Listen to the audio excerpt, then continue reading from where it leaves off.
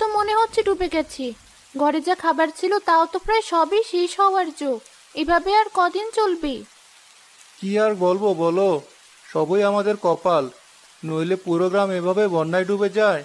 দেখতে দেখতে সবাই কেমন ঘরবন্দি হয়ে গেলাম। হ্যাঁ বাবা, বন্যায় তো আমাদের স্কুলটাও বন্ধ হয়ে গেল।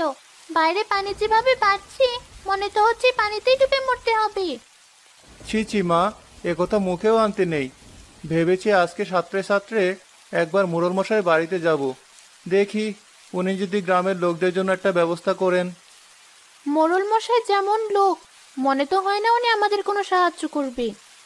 তবুও কি আর করা, সাহায্য তো চাইতেই হবে। বন্যার পানি যেভাবে বাড়ছে, মনে তো হচ্ছে দুদিনেই ঘরও ডুবে যাবে। তখন ঘরের চালে গিয়ে আশ্রয় নিতে হবে। দেখো কি হয়। এখন তো মনে হচ্ছে বৃষ্টিটা একটু কম। দেখি, আমি বরং এখনই একবার মোড়ল মশাইয়ের বাড়িতে যাই। রবি বাড়ি থেকে বেরিয়ে সাঁতরে সাঁতরে মোড়লের বাড়ির দিকে রওনা হলো। সেই রাস্তার মোড়ে এক তাল গাছে বাস করত এক ভয়ঙ্কর শাকচুন্নি। কোন জায়গায় পড়লাম বাবা, গ্রামটা দেখতে দেখতে ডুবেই গেল। সে কবে একটু মাছ খেয়েছিলাম, এই বন্যায় মানুষের বাচ্চাগুলো নিজেরাও খাচ্ছে না, আর আমাকেও খাওয়াচ্ছে না।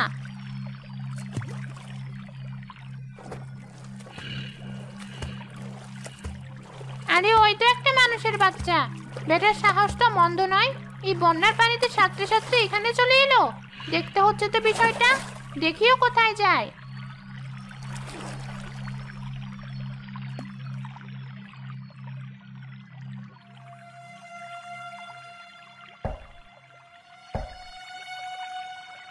মোড়ল মশাই, ও মোড়ল মশাই, বাড়িতে আছেন?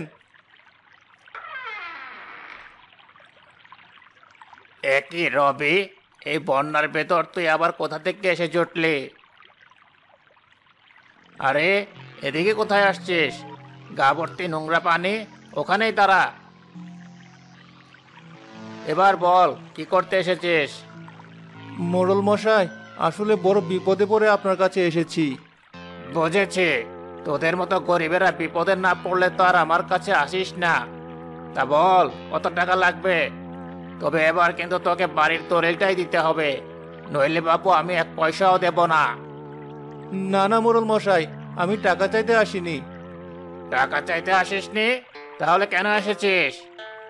আসলে মোড়ল মশাই, গ্রামের মানুষেরা বন্যায় অনেক কষ্ট পাচ্ছে। যেভাবে পানি বাড়ছে, মনে তো হচ্ছে দুদিনই সব বাড়িঘর ডুবে যাবে। তাতে আমি আবার কি করব? আসলে